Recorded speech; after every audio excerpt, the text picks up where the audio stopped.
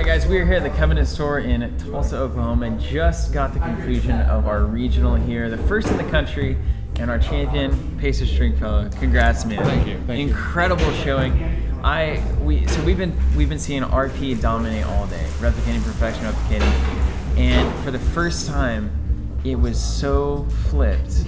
Like, you just were on top of that match. Tell us about this noise deck. What's going on? It's adjusted chronotype and wild side, and Aesop and Cyberfeeder, and I'm just going to install viruses. I'm going to run.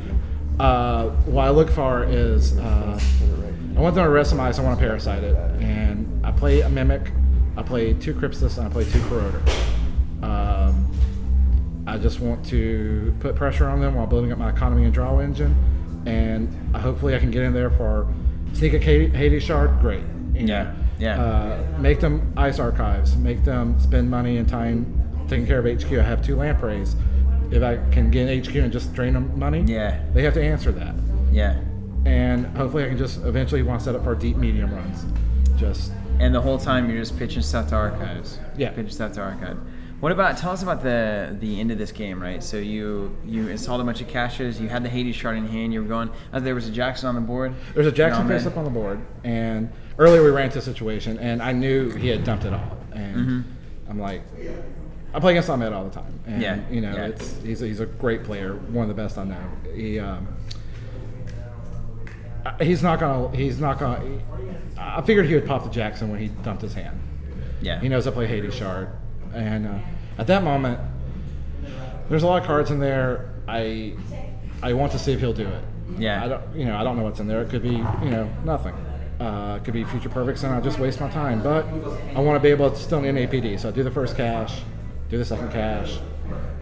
Yeah. And you hope that you're thinking like he'll pop a Jackson, and then that's the last Jackson. And then after that is money. Yeah. So I'm fine with he pops a Jackson, and he doesn't, and I'll pop Hades shard, and it's because you have to think at that point that there's nothing in archives, nothing worth having. Maybe one Future Perfect or something he's willing to play a game on or something. Yeah.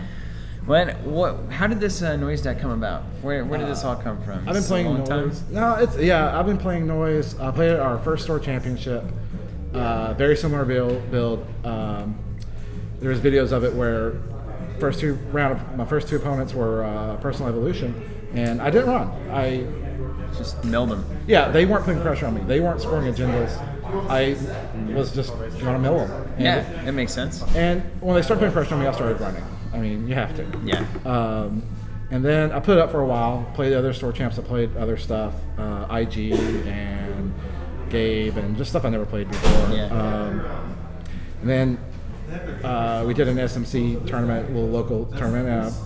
Justin Chronotech came out, I was obviously going in there, and I've been working on it since then. And I've been practicing. I try to practice it a lot, and it's just on my phone and my little app. I draw like maybe 10 times in a row and see is this good? Is my ratio good? Nice, yeah. And my influence is kind of weird. It's a 1 Gorman drip, and I got 2 lampreys, and I figure at the worst case scenario, I spend a click, mill my card, and either they purge it away, which I'm fine with, or I eat it for Aesop. So it's just basically kind of you're working on getting the correct ratio of low-cost viruses. Yeah, talked to my buddy Zach, and he is like, 2 cost viruses are key, 1 cost is great. I didn't want to do the Hive Mind. I think Hive Mind Shikata is awesome, but I think it's a completely different focus point. Yeah. And I want to be aggressive, but at the same time, I want to keep my economy going. Yeah. What about your replicating build? All right, so my replicating build. It's wild, man. I mean, it's unlike anything that is being done. Yeah, it's on the way up here. Me, Ross, and Ahmed. We're all 3 playing RP. We're all 3 significantly different. I play 8 agendas. I do 3 Future Perfect, 3 Nise's, 1 Hades Fragment, and 1 Fetal AI. And I love it. I love the 8 agendas in there. So even less agendas than normal. Yeah, and Fetal is a little taxing, and it can kill. And if they're not expecting it, even better. I play 1 Blacklist, because I was expecting a lot of Kate today. So I wanted to play Blacklist. I wanted to have access to it. I play 2 daily business shows, 2 cricks. Crick is amazing. It's noticed that throughout the day as well. Yeah, it's just when Gordon Blade has to spend 5 to get through it, or it's just I'm not okay with that. Yeah. I play reversed accounts, and I like it. I like it so much. You can set up, and they spend their time and energy running it, and you either create a scoring window or they don't run it, and you just advance it, wipe their money out, and score an easy day. Yeah, man. It's good. Well, what's your take on from a deck building perspective? Because you're obviously kind of I would call like an intuitive deck builder, an interesting deck builder compared to a lot of the decks that I've seen. Like you're dropping these cerebral statics, and you got the snare in there, and RP, and all sorts of them. What's the take? Like you said, you have 1 blacklist in the deck, so you expect a lot of Kate. Yeah. You have 1 blacklist in the deck. What would you say to people who would tell you, well, in a matchup like Kate, where you need that card, one of is just you may as well not run any because you won't see it. You run Daily Business Show, and Daily Business Show. Your starting deck is 45 cards by turn 4 or 5. It's like 40, 35, whatever. You're turning through 2-3 cards at a time. You're gonna see it more often than not. Yeah. And if you don't need it, if it's cerebral cast, cerebral static, whichever one. Cerebral static, yeah. Yeah, the current one, whichever the current one is. If you see you don't need it, you just pitch it with Daily Business Show. No harm, no foul. Same thing with Blacklist. It was irrelevant in a lot of matches. I played a couple of Andes today. Nice. But it was key against Kit.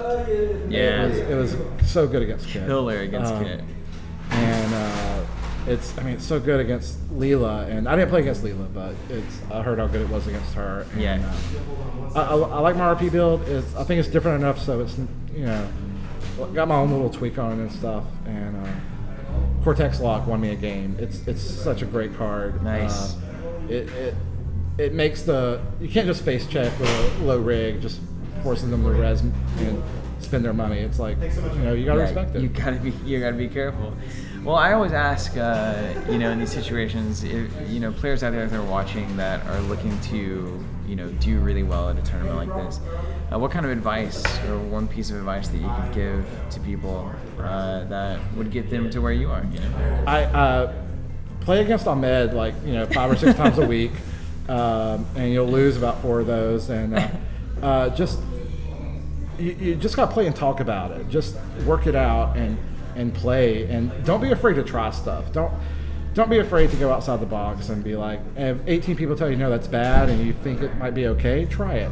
Prove them wrong or prove them right. It's just play, have fun, and think about your key matchups. And I was expecting a lot of Kate, I was expecting a lot of RP. With my noise, I figure, with noise against RP, it's like, I don't want to play this side game, so I'm not going to. Yeah. I'm going. That's one way to do it. I'll try and focus on the other, archives and R&D, something they can't side game everywhere. And with my RP, I was just like, well, I just wanted to be a little different. I didn't want it to be like every other day. And then you drop that cerebral static and everything shuts down. That was also in there because I was expecting a lot of Hacktivist meeting. Like Hacktivist meeting against RP, I think is really good, especially if you get first turn. They can't res their economy as quick. The Caprice will steal the card. The Jackson will steal the card.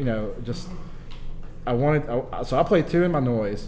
So I was expecting, well, if I'm using this for RP, then maybe I should counter it in my RP. Yeah. And it never came up. Didn't see it today, but I was expecting it. We were looking at your list whenever we saw that cerebral static drop on noise, and I was like, well, at least he has Hacktivist. If he can't find an agenda, he can at least replace it. So, and that's kind of why I played it in noise, because I'm like, well, I think because I've been talking to people, and I've been hearing a couple of cerebrals and RP is not bad because it's good against noise. It's bad matchup. So I'm like, well, Hacktivist meeting only costs 1. Yeah. I mean, whatever, it's fine. I can't eat it with ASOP, which is unfortunate, but I'm gonna put 2 in there, and it worked out really well. Nice, man.